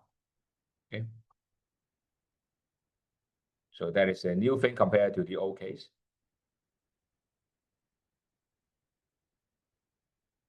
Let's see this game and let's see explain why we need belief, and this justify why subgame perfect equilibrium is not sufficient. Let's see the example. And player one can choose LMR when R is being chosen, the game over. When LM is being chosen, player two would have to add, but player two don't know L or M is being chosen. And that's why player two can choose R prime or L prime. And there's only one game, there's no subgame, right? So subgame perfect means there's Nash equilibrium here. Here you will see, as I argue, that L prime and R prime are both Nash equilibrium. Let's check. Okay. Why L prime is equilibrium? So L prime. Why this is equilibrium? So let's check player one deviation. Player one is getting 2 here. Okay. If he deviate, he only gets 0 if he choose the M. Or 1, right? So 2 is already bad, so player one don't want to deviate. So is player two going to deviate? Player two is getting 1 here. If he deviate, he only gets 0, right? So it means, okay, L prime is a subgame perfect equilibrium or Nash equilibrium because there's no subgame, so it's the same Nash equilibrium anyway. So now look at the other case. As I argue that R prime is also a Nash equilibrium. Okay. Player one under R is getting 1 here. Okay. If we deviate, so deviate L, you get 0. Deviate M, get 0. So good for player one. Player two, no matter what he do, right, doesn't really matter, right? No matter what he deviate, right? So he can only get 3, right? Because also 3 is only the best he can get, whatever, right? there's no incentive to deviate anyway. But even if he do, there's no change anyway because the game ends already, right?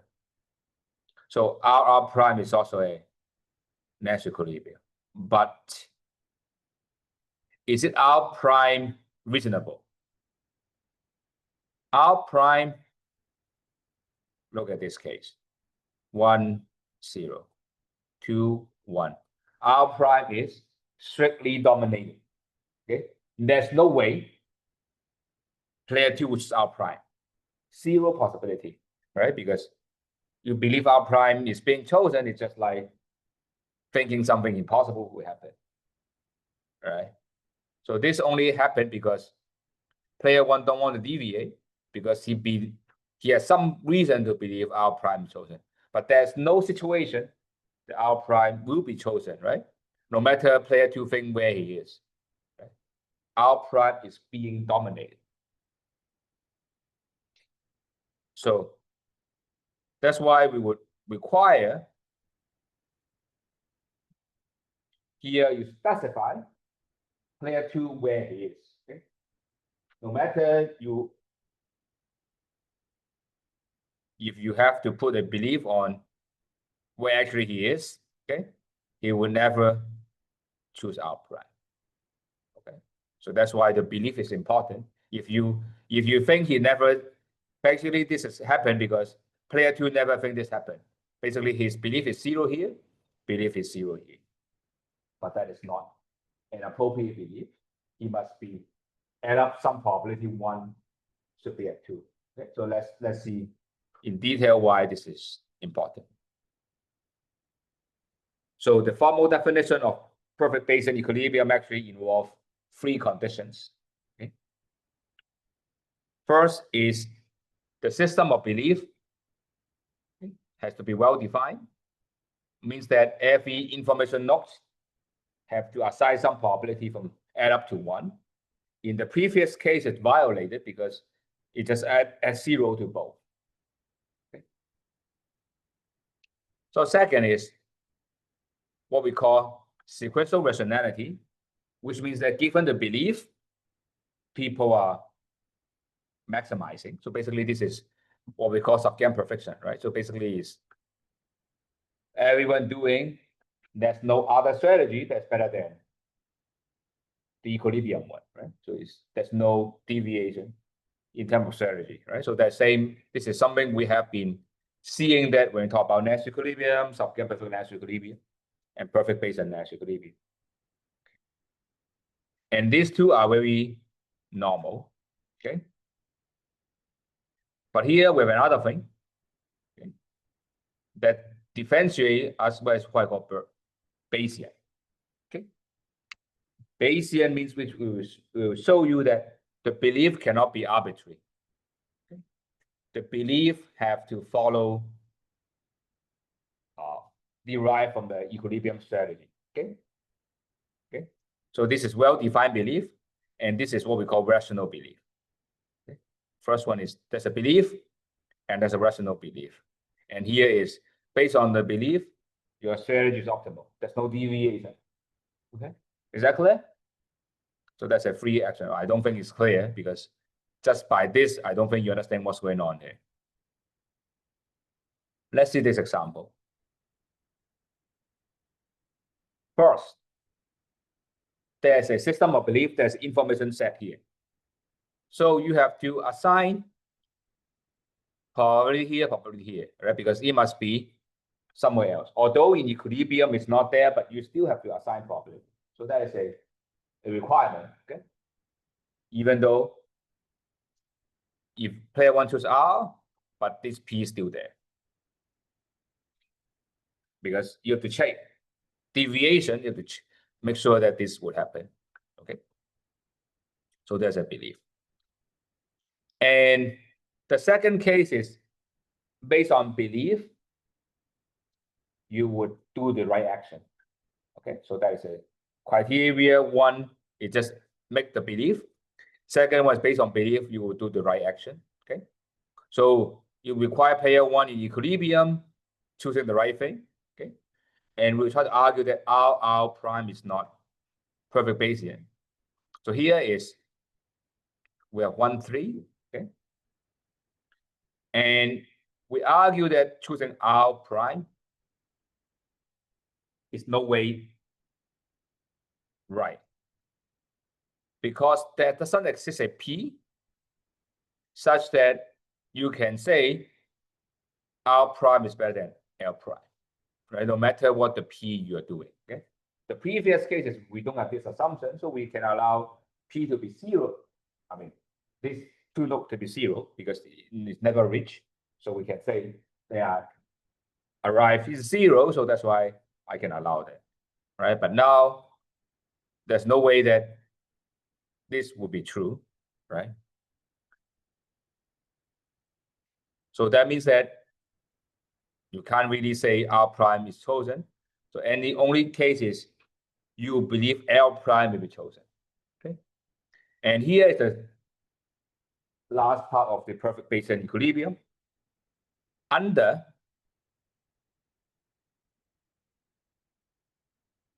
L prime, okay?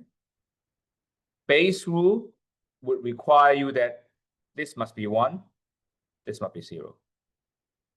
Why? Because you can imagine this game repeat many times, okay? Every time player 1 choose L, right? And what player 2 should have? His belief must be left is 1, right is 0. Right? L should be chosen with 100%. Okay? And if player 2 believe he is here, there's no doubt L prime chosen over R prime, right? Because anyway, L prime should be chosen anyway, right? So this is the only perfect Bayesian equilibrium, so it should be PBE. I don't know why I say PNE, but it should be PBE. Sorry for a typo.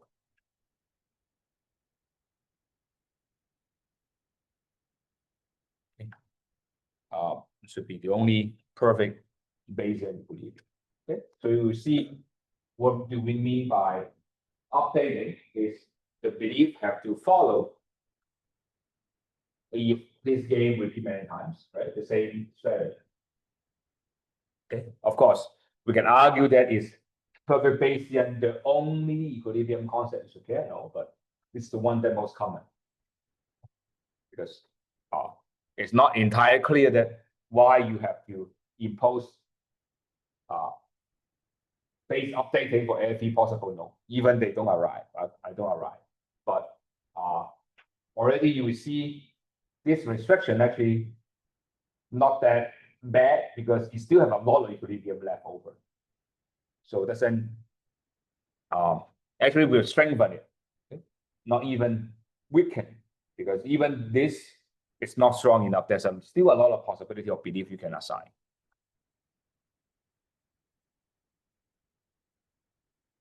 So without further ado, let me give you the signaling game example. I mean, the fence one will be left in the next class because that one is super complicated.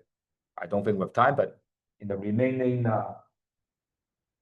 20 minutes also, we'll focus on this signaling game. We'll go through it slowly because this is very complicated. If you haven't learned before, this is something can take long time to understand. Okay. So as we said, we focus on very simple game and not a big restriction because you look at literature in 80s, actually this is what they've been working on. So this game is very simple. The two players are only receiver and sender S and R, which is here, right, S and R. And sender only have message to send. Okay, he didn't do anything to send some message. And the receiver will take action looking at some message. And type, okay, is what kind of sender you have. Only the sender has private information. Okay, the receiver has everyone know what kind of receiver is. Okay, and P is should be small p rather than big P, so it's small p here because the notation I use is more small p. It's a belief. And there's a payoff function PS, US, and UR. So you can imagine this is someone who do some action or send some signal telling you something, and then the other guy takes some action. So that is called the signaling game. Okay. And of course, you can imagine the other game because screening game is the uninformed move first, and then the informed move later, right? The insurance company offer a contract and people sign up, right? But in that case, there's not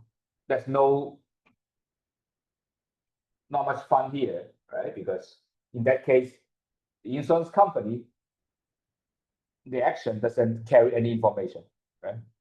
So the perfect Bayesian equilibrium would not be too much different from other cases, right? So that's why this will be studied in the contract theory. If we have time, we can go over that next class, but that would be the idea. So because of the informed move first, we have some complicated thing because how you move can be a little bit complicated. Okay? So the game timing as follows. Nature decides the type of senders, and the sender will follow the p small p, and the sum of the type is equal to 1. Okay, that is common belief, right? So the sender would, at time 2, the sender knows his type and select a message to be sent, and the message is given from a finite set or can be infinite. In the model we study is a finite, and for the Spence education is infinite, but there's some complication from infinite to finite, but in our class we just ignore the technicality here. So the receiver R, and the receiver look at the message and send, and then take an action. So the payoff to the sender would depend, of course, the message is sent, and the message can be costly, can be costless, okay? And the action, of course, affecting both of them, and T will be just dependent type as well, and the same for the receiver, right? There's a lot of cases in this, right? So you can see a lot of the game tree usually draw in this way. Of course, you can draw the standard up top to bottom, but when we do signaling game, it seems this is easier to see. So nature decide whether the sender type 1 or type 2, okay, with certain probability. This probability is known in advance to both agents, okay. Of course, the sender knows exactly what type is, right? So the sender has no information issue. Only the receiver would think this P, okay. And based on the type he is, right, he can send either one of the two signals, M1 or M2. Okay? And the receiver actually don't know the sender, only see the message, so that's why his information set denoted by the dash line will be, he didn't know, the receiver didn't know what the sender is, okay? But he will form a belief, okay? This is the belief, okay? This is coming from the criteria 1 of the perfect Bayesian equilibrium, and that require these two are add up to 1, okay? And he had to choose 2 action, okay? Because he didn't know it. When he choose A1, then it's A1, okay? Both have to be chosen, or A2, A2, that has to be chosen at the same time because he didn't know where he is. The same case if receiver CM2, okay? He will form a belief based on the signal, on the type, whether the sender's type 1 or type 2. And he didn't know, he just see the message. He tried to infer, and by the property of perfect Bayesian equilibrium, this must add up to 1, okay? And he has to choose the action, okay? And according to the second criteria, this action must be optimal based on the belief. So the expected utility from A1 must be higher than from A2, okay? And the condition 3 would require you that this is a Bayesian. That means that this belief is not arbitrarily assigned, must be generated from the action. Okay, so let me repeat the three criteria. First, the criteria one will require this mu F1 according within the information set criteria one.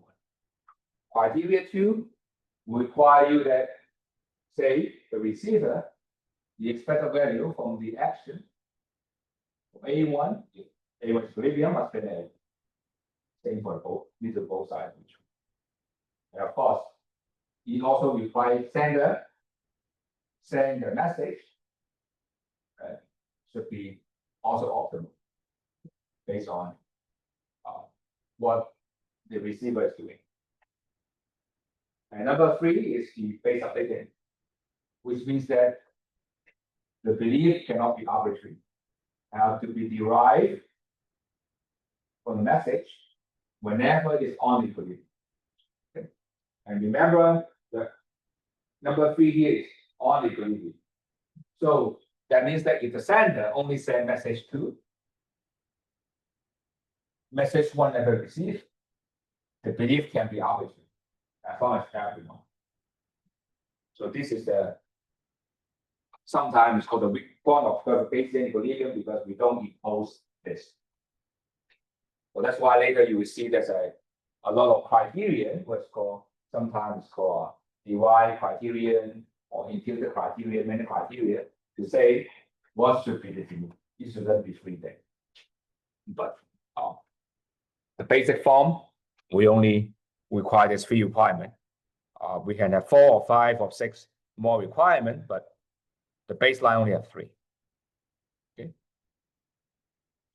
So if you said type requirement 1 is set of belief. So that means that for every message, you have to form a belief. Okay, that means that have to be probability. Okay, add up to 1, add up to 1. So the first criteria. Okay, sum up must be 1. Okay, that's called criteria 1.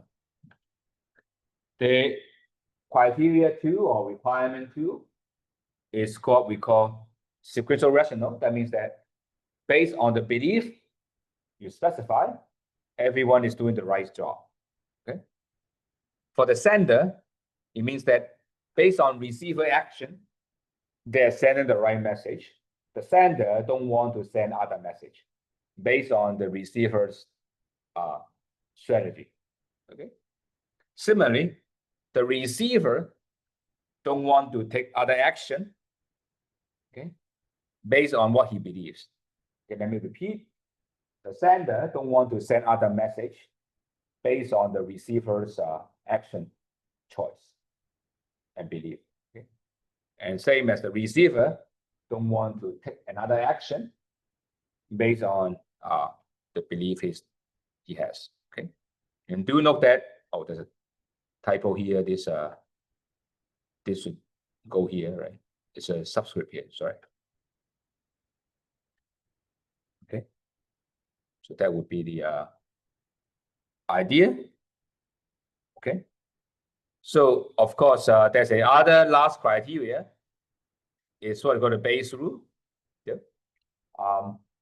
Here the math is complicated, but it does mean that if there's some message that's being sent, okay, you should update according to Bayes rule. So the idea is the following: if for some message, if in equilibrium someone sent that message, okay, for some t, and you do the proportional rule, right? What the Bayes means, right? So based on calculating this is based on how many this type are sending this message. Okay, the update belief is proportional to the probability type that send the message. Right? That's Bayes. Okay. So maybe extreme case is if only one type send a message, you're believed to be 1 over there. Right? If there are 2 types all send a message, okay, you're going to, then your Bayes updated would be the same because there's no information left. Right? If there are 3 types, only 2 types that send message, your belief updated is proportional to the probability in this one. Right? Suppose imagine there are 3 types. Type 1 have probably 1/2, the type 2 quality 1/4, the other type is probably 1/4, right? If only first type send a message, which is 1/2 and 1/4, then update in the sense that you have 2/3 is type 1 and 1/3 type 2. That's from the base, right? That's 1/2 over 1/2 plus 1/4. And so that would be the idea. So there's nothing but the base rule that you learn from the college. But let's see the example. Although this notation seems to be, the formula seems to be crazy if you read the first time, because if you read it, you don't understand what's going on, right? Unless you see example, you will go back to appreciate the generalization through this formula. Okay? Or you're a math guy, then you can see immediately the result. But if you're not, then so in this type of game, there will be 3 types of equilibrium. The first 2 is very simple. The first 2 is separating, means different type send different message. That will be easy. Second one is called pooling, means all the types send the same message. Okay. And the third one is the most general one, but also complicated to solve, is sometimes some type pooling, sometimes some type separating. Okay. So the pooling and separating are the extreme cases. The hybrid is immediate. Okay. And of course, you will see we focus on the simple case, right? Rather than the complicated one. Okay. And the idea is same. Once you know how to solve the first 2, then the last one will not be too difficult. So let's look at this simple example. So let's read carefully, because we solve this game for this class and probably next class as well. I don't think we can finish, but we try. So this game is very simple. Type 1 and type 2 will realize it equally likely. Okay, equally likely. And sender have only 2 actions, left or right. Okay. And because of the system of belief, the requirement 1, so we denote this P1 minus P, Q1 minus Q. Okay, so that is we just make the notation. Okay, and we have up and down is called action 1, action 2. Okay, up and down here. The payoff is 1, 3, 4, 0. The first is the sender, the second number is receiver. Okay, so that is what we have in this game. Okay, so we will solve all kind of equilibrium. What is the separating, what is pooling, and so on and so forth. Okay, we'll do this stupid method. It's called brute force. We check every possibility. Okay, and that is usually how this game is solved. Is there's no smart way, right? You want to find all the next equilibrium, you have to check all possible strategy. So that's what we do. We check all possible strategy and form all possible belief and see if this equilibrium exists or not. Okay, so that's nothing but just checking everything. Okay, we check all the 3 criteria and see if they can be satisfied. The first one is to check separating equilibrium. Type 1 send L, type 2 send R. Let's do it here. Although in the slide already, type 1 send L, type 2 send R. Okay.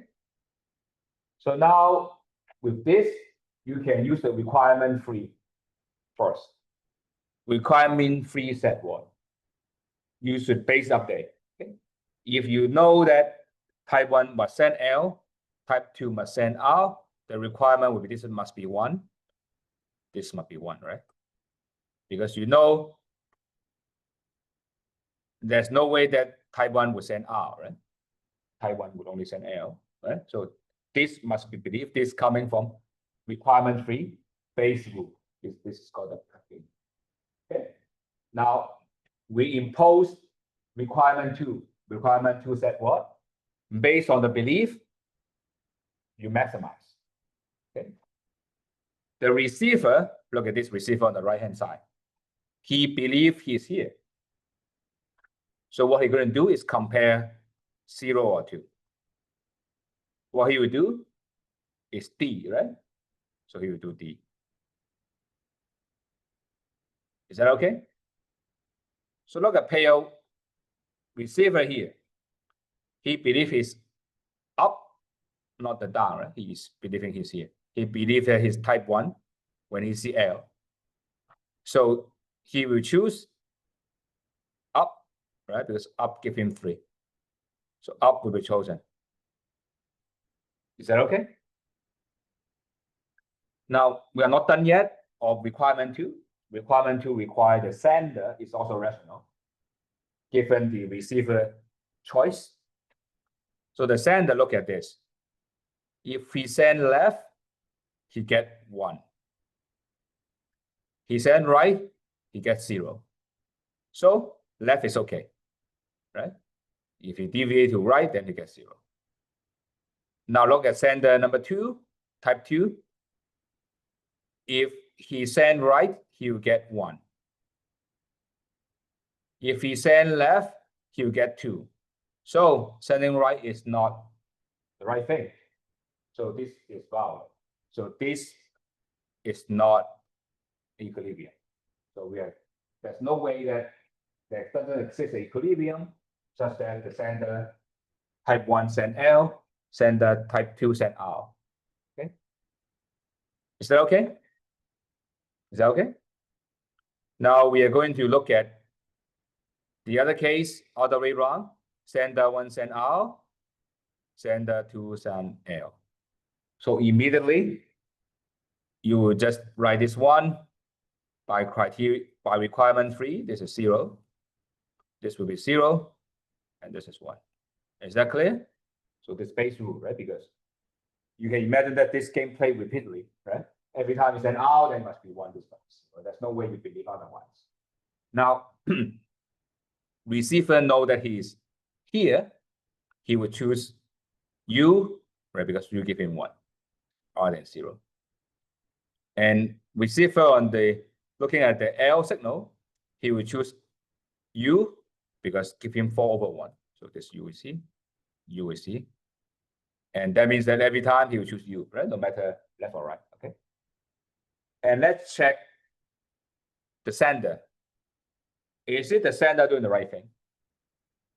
The sender type 1, if he send R, he will get U, which is 2. If he send L, he will get 1. So this is okay. Sender 2, send L, he will get 2 here. If he send R B.B.A instead, he'll get 1. So this is fine. Okay. So this is a perfect Bayesian equilibrium. Okay. And you specify the equilibrium like this will be will be R, L, right? And U, right? And belief will be, say, P is equal to 0 and Q is equal to, sorry, I can't write the mouse has some issue, but hopefully you can see it. Q is 1, right? So that would be equilibrium. You specify the strategy, RL, U is here, U is here, P is 0, Q is 1, right? So that's how this is equation. Is that clear? So that is how you derive the equilibrium to separate them. Okay? Is there any question? So luckily, I still have 2 minutes. I can talk about one case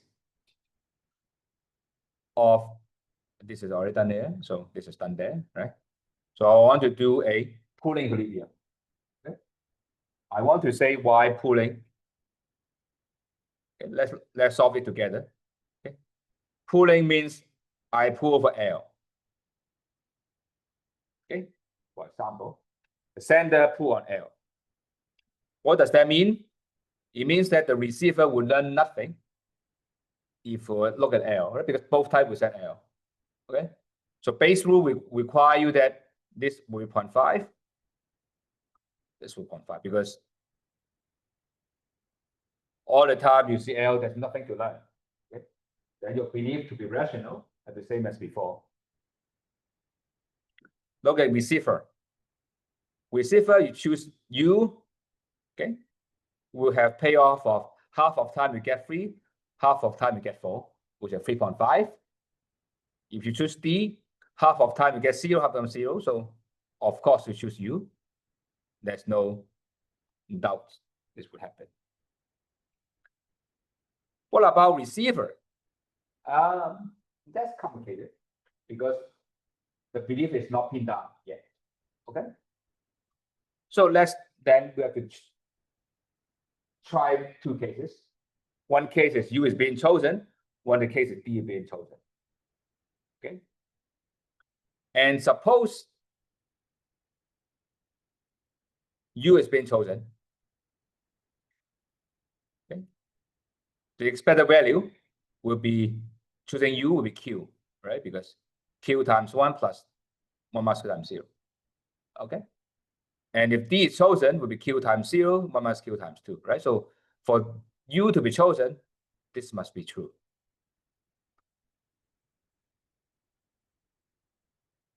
Right? Because payoff of U must be better than payoff of D. And this means that Q must be less than 1/3. Okay. Oh, sorry. Q must be bigger than 1/3. Sorry. My mistake. Okay. Must be bigger than 1/3. Well, it's more likely to be here rather than here, right? And now we are going to check the requirement 2, right? Whether the sender do the right thing. Okay. The sender, type 1 sender, what he get is 1 here. Right? If we deviate, he will get 2. Right? If we do get 2. So no equilibrium. Is that clear? So if he send this as you said, you only get 1. Okay. But if he send out instead, he can get 2, right? Because U is being chosen. Okay. So that means that U as equilibrium cannot be true. Okay. So it must be D being chosen and Q is less than 1/3. Right? Okay. So, sorry, 2/3. Yeah, less than 2/3. Yeah, 2/3. Yeah, 2/3. So let's check again. Player 1, type 1, under L, he get 1. He deviate, he gets 0. So this is fine. Sender 2, he get 2 here. Okay. He deviate, he'll get 1. So that's okay. Okay. So the equilibrium will be LL, right? And then player 2 will be using UD, right? Because U is here, D is here. And belief will be P equal to 0.5. Okay. Q is less than 2/3. Okay. Then that is there are many basic equilibrium as long as Q has it.